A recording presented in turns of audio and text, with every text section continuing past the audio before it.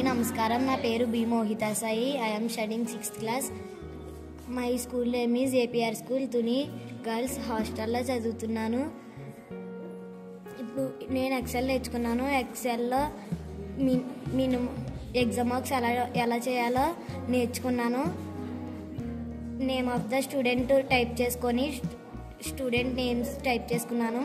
తర్వాత subject type చేసుకొని marks type చేసుకున్నాను. టోటల్ ఎలా వేయాలంటే మార్క్స్ అన్నీ సెలెక్ట్ చేసుకోవాలి. సెలెక్ట్ చేసుకొని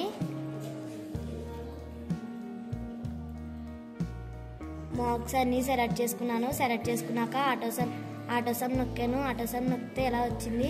తర్వాత యావరేజ్ ఎలా చేయాలంటే ఈక్వల్ టు బై